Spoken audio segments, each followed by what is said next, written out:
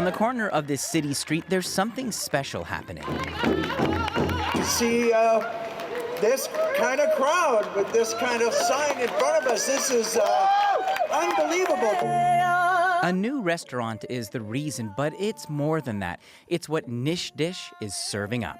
Nish Dish is really something that's making history. It's not just a restaurant, it's not just a food trend, it's really the reclamation of our food. After years of running his Anishinaabe catering business, Chef Joel White Duck Ringette is making a statement with this storefront.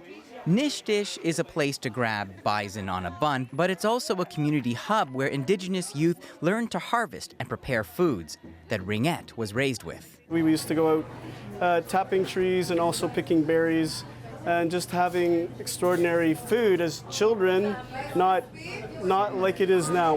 Which is why for Ringette, Nish Dish is about food sovereignty, sourcing and cooking with the ingredients his ancestors ate.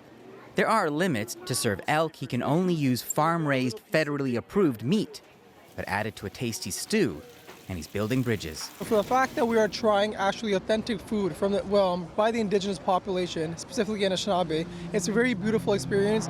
Across town, Chef Joseph Schwana is telling his story with every plate.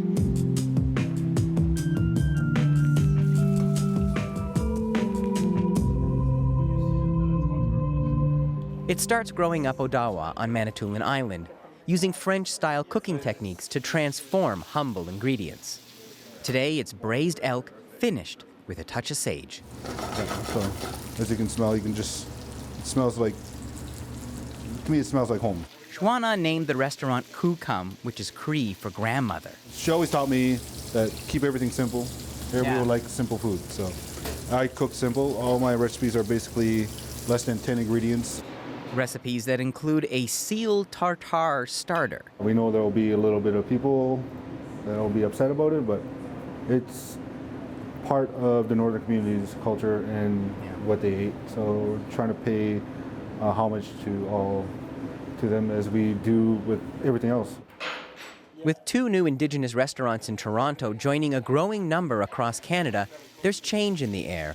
Both chefs credit the Prime Minister's apology and the Truth and Reconciliation Commission. It's one of those things where you heal from it, and this one of the ways is showing your pride, your history, your heritage.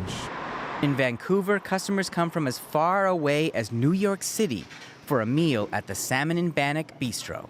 My partner, for my birthday, asked me where did I want to go for dinner, and I could think of no better place than Salmon and Bannock, and so we flew here for dinner. As the debate around cultural appropriation continues, more and more Indigenous chefs are reclaiming their culinary heritage, adding flavors missing from Canada's food scene. So if you look around here, there's all kinds of cultural food places. This is one of the very few places for the host nations to offer what we have here to the people around us. And that's the first thing we did when the newcomers landed on our shores. We offered them food. Eli Glasner, CBC News, Toronto.